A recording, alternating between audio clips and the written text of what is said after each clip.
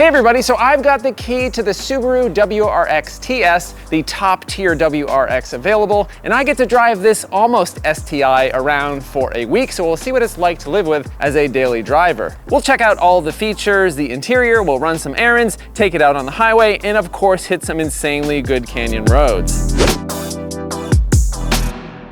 All right, so currently the TS is the top tier WRX available, and it's also the most expensive. And I know a lot of people are waiting patiently, or maybe impatiently, for Subaru to bring a new STI to the North American market, but it's not looking promising at the moment. So to try to alleviate a bit of that disappointment that many car enthusiasts have about the lack of a hardcore car like the STI, Subaru has taken some bits and bobs from the GT and the TR models and created the TS. And all of this kind of just sounds like a jumble of letters, making the WRX lineup seem a bit more confusing than it needs to be, but it's basically Subaru's Almost-STI. We get the Brembo brakes from the TR and the adaptive suspension from the GT, and it's available with a manual transmission only. And we'll get into the details a bit more when we drive it. But first, I think we need to take a quick look at this exterior design.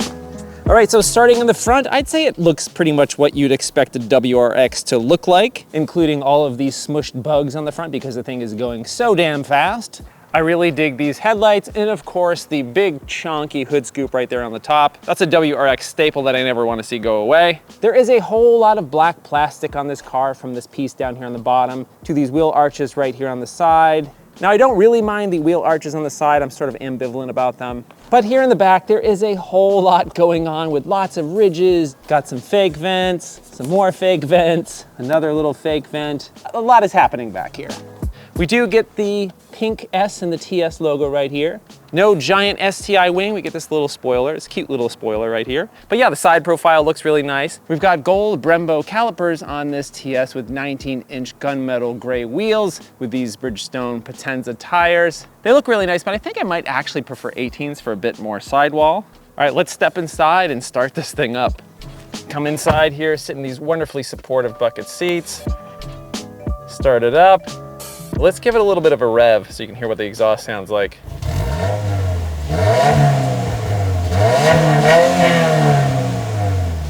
All right, so I think we do need to talk a little bit about the sort of Smurf blue thing we've got going on in here. Yes, it has a bit of a gaming chair aesthetic, which isn't entirely my taste, but I do have to give credit for Subaru for doing something fun. At least it's just not a boring black interior. The build quality is really good. You got some soft touch materials like right here on the dash. Got some carbon fiber like accents. And I always love interiors with great seats, especially when you've got a vehicle as capable as this one is. We've got these really well bolstered Recaro seats with the TS logo stitched up here at the top. And I think they're super comfy, but I'm also pretty skinny. And if you're a little bit wider than I am, especially when it comes to the size of your posterior, you might find these a bit too restrictive.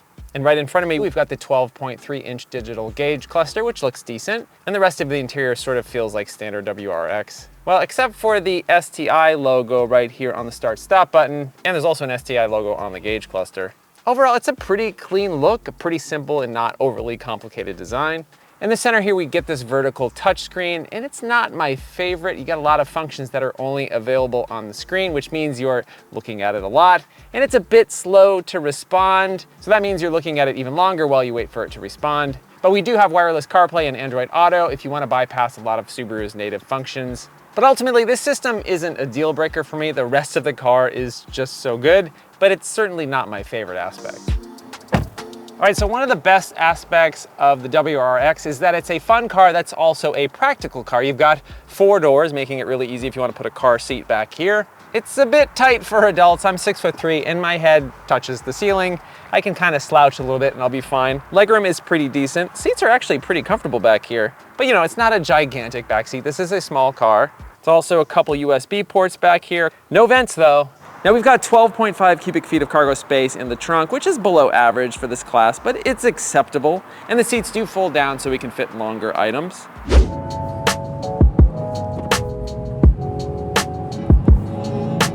All right, so according to Subaru, the TS stands for Tuned by STI, and STI is Subaru Technica International, their motorsports division. So we're driving the Subaru WRX Tuned by Subaru. It's kind of an odd name, but Subaru's marketing department probably knows a whole lot more about selling these cars than I do. So one thing that isn't any different from the lower tier WRX models is the drivetrain. We've got the same 2.4 liter turbocharged flat 4-cylinder with the same 271 horsepower and 258 pound-feet of torque. So this is a touch heavier than the WRX Limited by about 25 pounds. The overall performance is about the same. 0 to 60 miles per hour occurs in about 6 seconds. But around town for this type of driving, the type of driving that you're likely to do on a daily basis, having a ton more power isn't really going to help much anyway. You're really not going to be able to take advantage of that. We will hit some twisty, curvy roads in just a bit to see if the amount of power that this TS provides is enough. But you know, here around town, it's plenty powerful to make your daily driving somewhat amusing. And we have no CVT here, thank you very much. We have a manual transmission only. And that's actually no surprise. The take rate for manual transmission WRXs is insanely high, something like 70 to 80% of buyers opt for manuals. And it proves that there are still car enthusiasts out there that still want relatively small, fun, new cars with a manual transmission. When it comes to the WRX, people are actually out there buying them. And this manual is a bit notchy. The shifter feels light, which is good for easy shifting, but it doesn't feel like it's as high quality of a setup as something you'd find in a Type R, but it's not bad, it's actually quite decent. And we have the same all-wheel drive system found in other WRX models. No fancy locking diff like we had in the STI, but it's still a fantastic system with clear benefits in the rain and the snow and on a canyon road. Now we have some driving modes here. We've got Comfort, Normal, Sport, Sport Plus, and Individual. You just select right here on the steering wheel. Now I've been riding around in Normal because sometimes the roads around here can get a bit choppy. And if you're in Sport or Sport Plus, it can get pretty bouncy and a little bit tiring. So it's nice to have these modes here. In fact, I'm gonna put it in Comfort because why not? So these adaptive dampers do have quite a bit of range to them. They can really smooth things out here in comfort mode, or actually better yet, use individual mode so you can tailor the suspension to comfort and maybe keep the steering feel of sport or set it up however you'd like. Now, another big selling point of the TS, aside from the super useful adaptive suspension, are the brakes, and they are quite good. 6-piston Brembos up front and 2-piston in the rear, and they're probably not something that we'll really be taking advantage of around town. The big draw of these Brembos are how they will stand up to track use or on spirited driving on canyon roads. So out here on the freeway, things are relatively composed, especially in comfort mode. This isn't a quiet car though. Road noise and tire noise is certainly there. It's pretty loud. But one of my favorite aspects of this vehicle is how easy it is to see out of. The sightlines are insanely good for a new car. So many new cars are becoming very cave-like with high belt lines and tiny windshields. And this feels fantastic. It feels very old school, kind of like a 90s car to me, honestly. In fact, the whole experience of this car is giving me a bit of throwback vibes. Also, a bit of throwback vibes is the fuel economy, 19 miles per gallon city, 26 miles per gallon highway, and 22 miles per gallon combined, and probably a bit lower if you do a lot of spirited driving. All right, I have a couple errands I need to do before I run out of sunlight. See how much stuff we can fit in the back of this thing. All right, we are going to C&C Pet Food. Now, if you're familiar with the band C&C Music Factory, no, it's not the same people that are running this pet food store that are in that band, although that would be pretty funny. I'll sell to you for $6 down. $6 down. All right, so everything fit in there just fine. Let's see if we have room for the groceries that I need to buy now. I'll sell to you for $6 down. $6 down.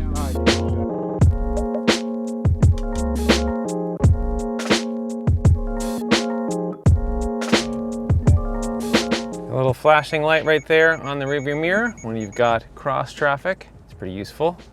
Take your time, lady in the Ford Edge. Currently, like, what are you doing? Are you just gonna hang out here?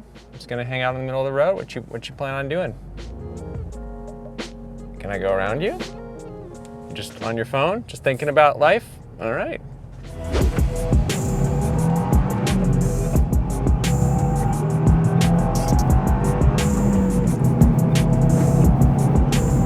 Okay, so it's very early on a Friday morning and we're headed up Angeles Crest Highway, one of the best driving roads in the United States, and we're heading up to Good Vibes Breakfast Club. It's a car meetup where cars of all makes and shapes and sizes show up.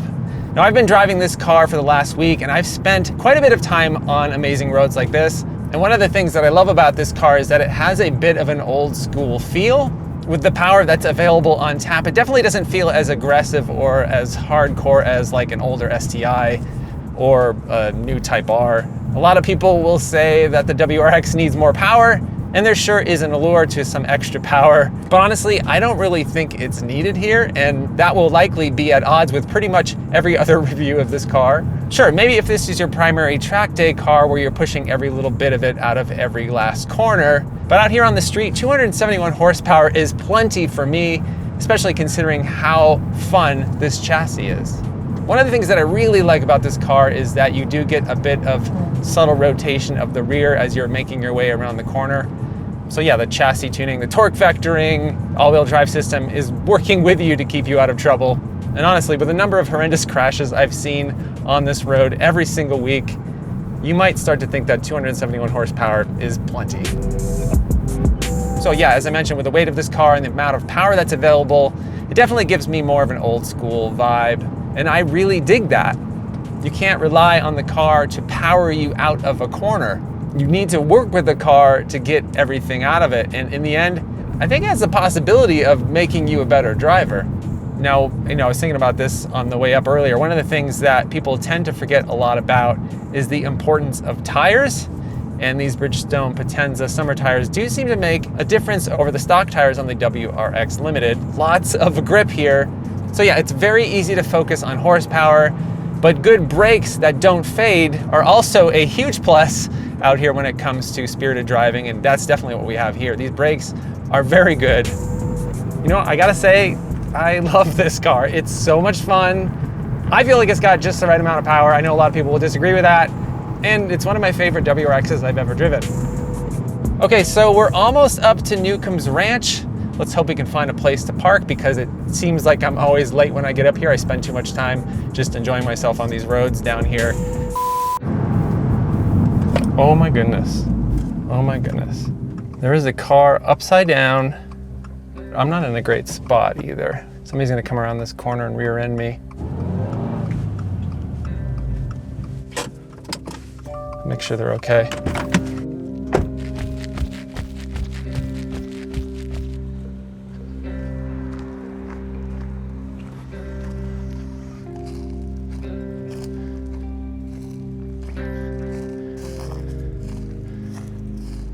Are you okay though? Your neck doesn't hurt or anything? No. Okay.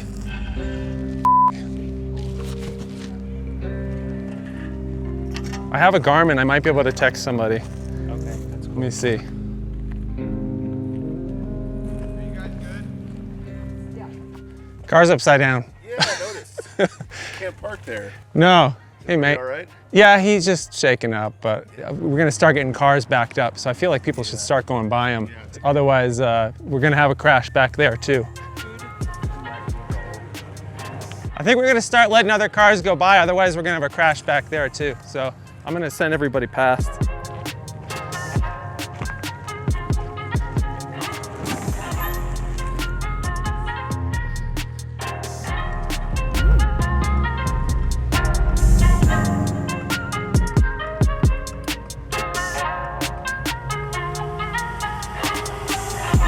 That was messed up. I'm glad those kids are okay though. I mean, that's kind of not surprising. That's kind of what happens up here. And you know, like, it's nice that we have roads like this, but honestly, this is just getting nuts. I mean, every week there's a few crashes. They're gonna get this road shut down if people don't start chilling out a little bit. Yeah, I don't know if there's any place to park up here. Let's find out.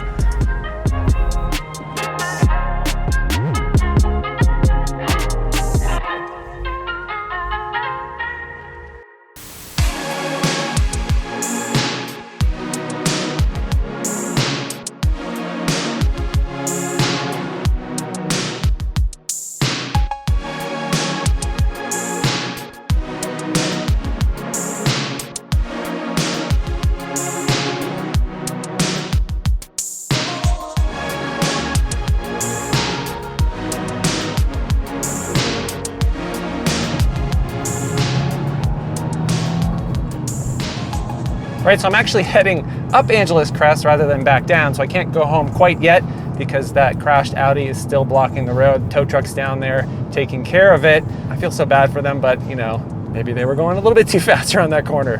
But anyway, you know, it was great to see all those amazing cars up there at Newcomb's Ranch.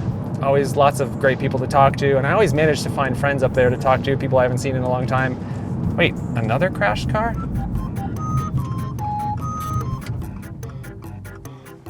That's pretty smushed up. We'll be back, went down to get service. They collected their grill. Well, hopefully they can get back up here and retrieve that at some point, although it doesn't look like it's worth much. Today is all about crashes, I guess, so it's a good reminder to keep things a little bit slower than you think you should. All right, so I didn't really expect this WRX TS video to go like this, but thankfully no issues with this car, didn't do anything stupid. All right, so what do we think of this WRX TS? Ultimately, if someone's looking for a fun, capable, top-tier sport compact car, does the price line up with the expectations for what you should get? The WRX TS is the best handling WRX you can buy, but it's also the most expensive, coming in at almost 49 grand after destination charge, and is the premium for the adaptive suspension, the better brakes, and the cool Recaro seats worth over 5 grand when it's not any faster than the standard WRX? I guess time will tell if the pricing makes sense. I mean, if you're looking to spend a ton of time on the track or every weekend out here in the canyons, I could see the WRX TS being a fantastic option. But if you're longing for an STI or you're firmly in the more power equals more better camp, I'm not sure the TS is going to be for you.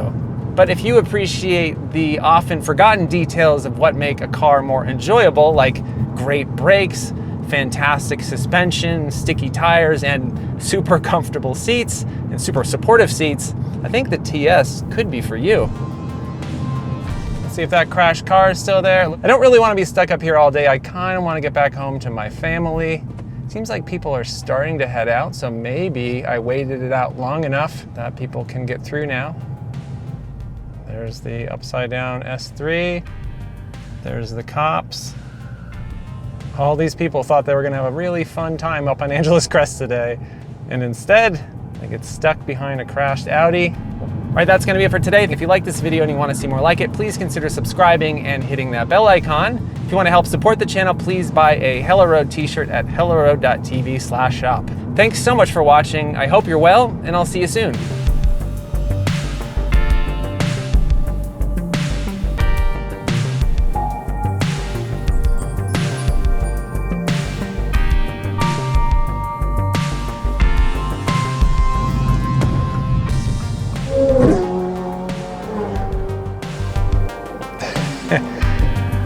I think that's also interesting too, because you know, I just saw 3 crashes today, and it doesn't seem to be affecting anybody else in terms of how they're driving. So I'm just gonna let all these fast cars go by.